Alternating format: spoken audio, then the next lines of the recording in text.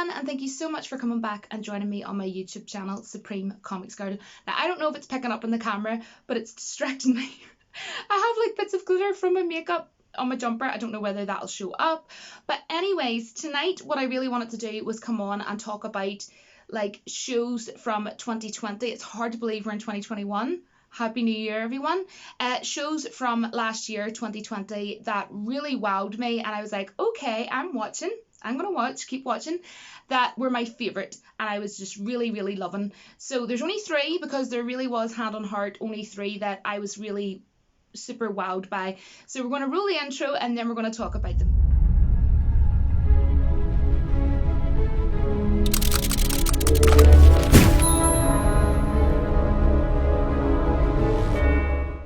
So the first one is called The Outsider, and this is actually based on the novel by Stephen King called The Outsider, which I have not read.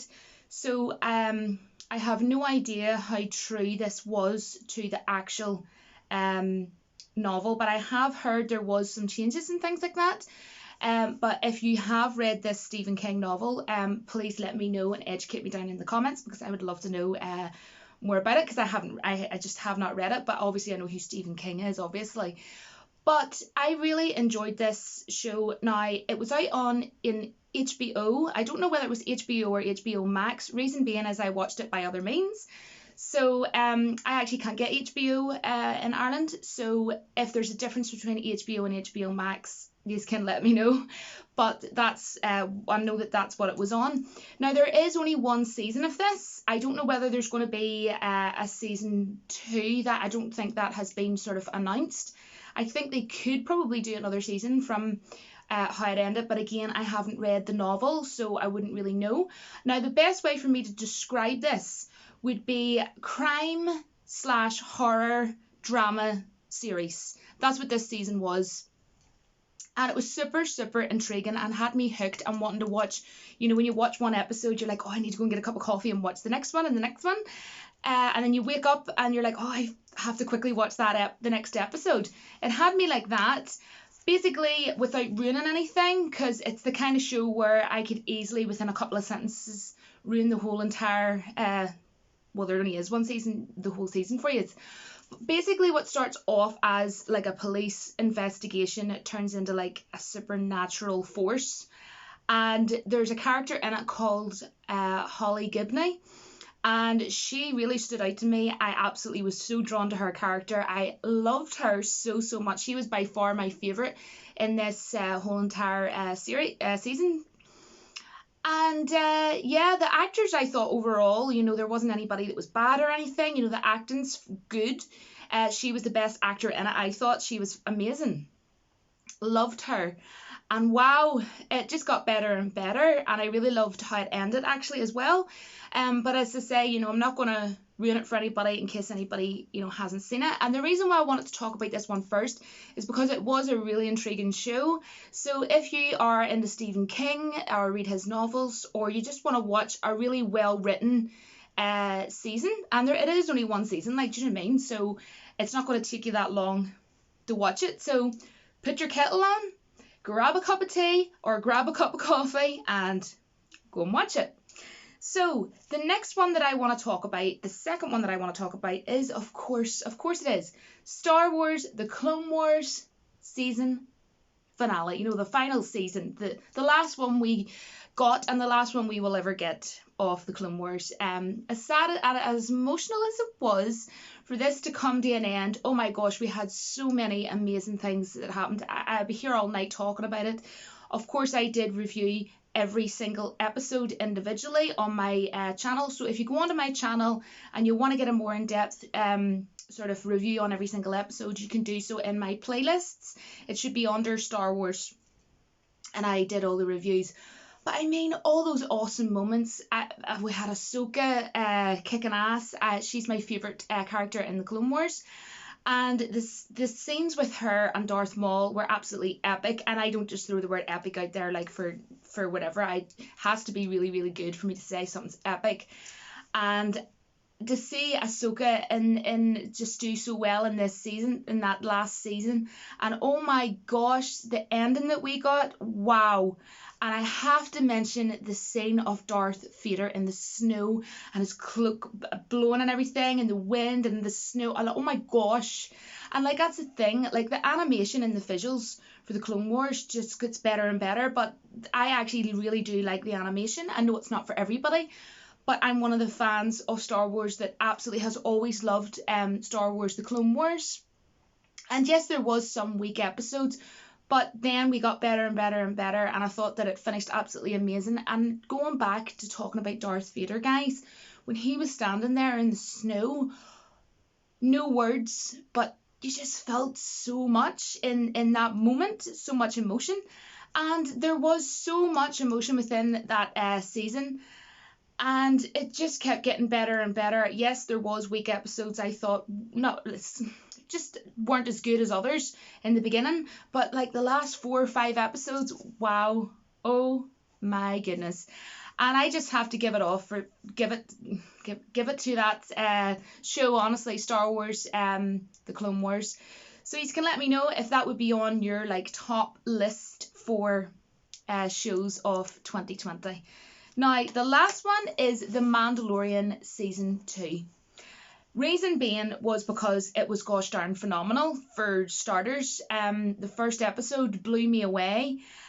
For goodness sake, we had so many amazing things within this season. We got to see Ahsoka live in action by Rosario Dawson. Now, I know a lot of people didn't like her depiction of the character because they were comparing it to Ahsoka in the Clone Wars, but as I say, she's my favourite in the Clone Wars, but yet I really loved Rosario Dawson's depiction. So, each to their own, that's fine, if she wasn't your deal, but I thought she did a fantastic job.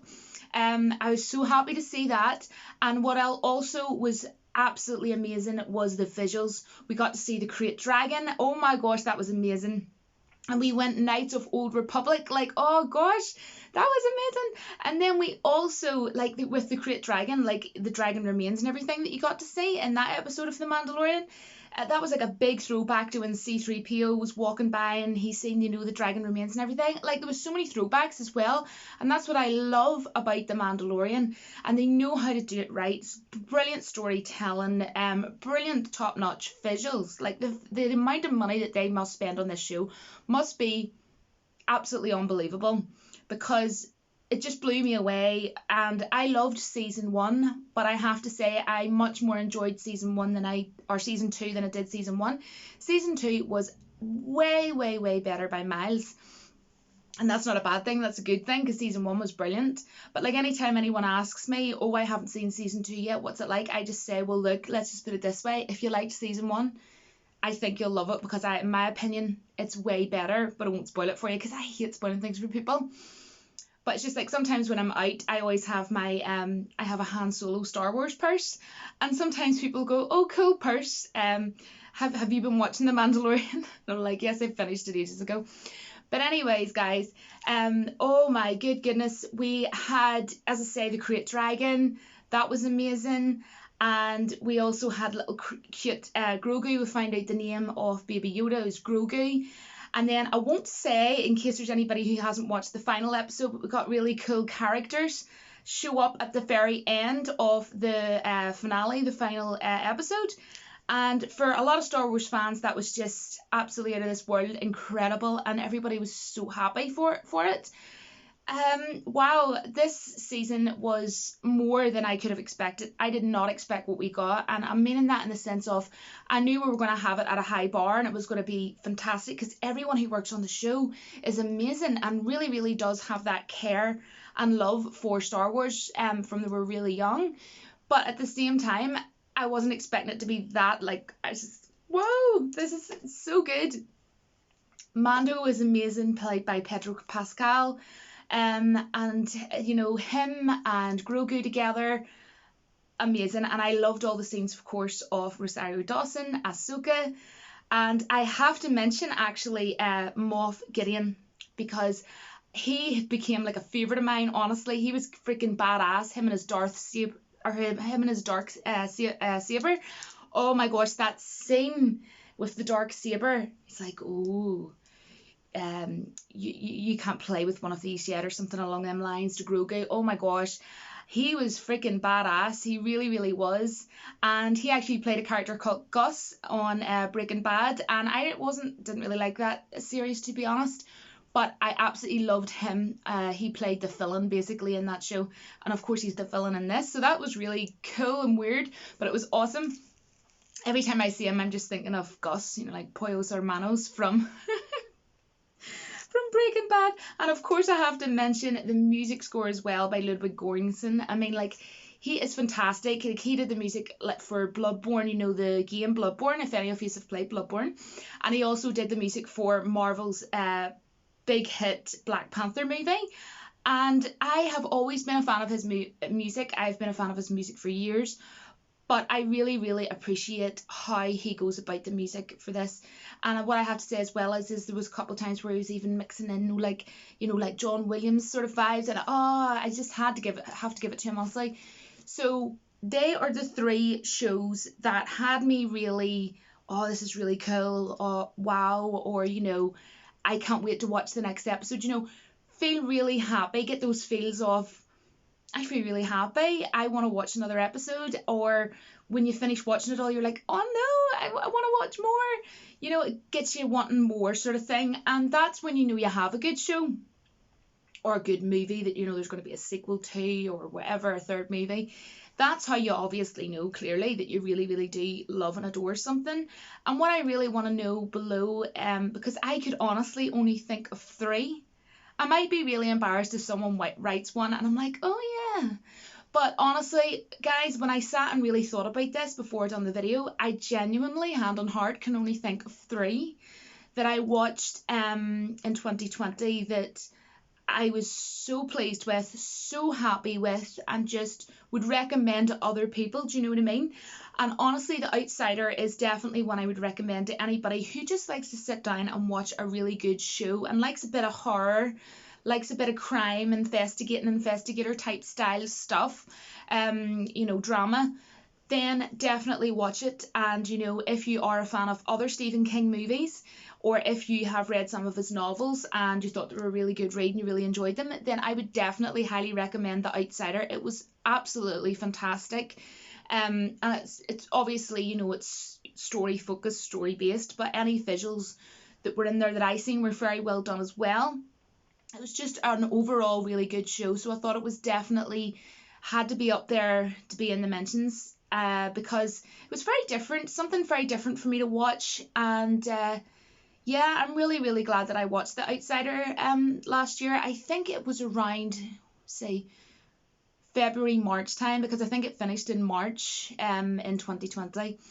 But yeah, I mean, certainly check if it's on HBO or HBO Max. As I say, again, I live in Ireland, so I don't know the difference, and I don't actually have access to HBO. I don't even think you can get it in Ireland, as far as I'm aware, so I had to watch it by other means, you know what I mean, like full Pirates of the Caribbean and over here, like, do you know what I'm saying? But yes, thank you so much, guys, for watching. And I really quickly want to say I really do appreciate all the support that all of you give me. You are all so, so kind, honestly. And as well, if any of you would like to donate to my YouTube channel, it's never expected, but it's always appreciated.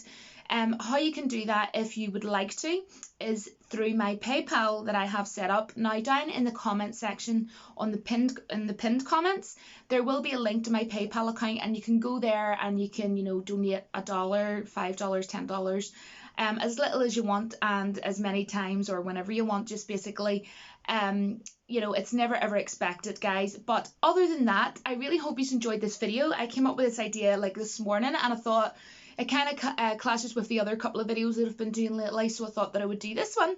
And I will stop yakety yakking, guys. Thanks very much again, and let me know, please, down in the comment section, please let me know what your favourite shows were in 2020. It doesn't matter if the list is 5 or 7 or 10, you know, whatever. Let me know. And thanks very much, guys, for watching, and I will see you in the next one. Bye, guys.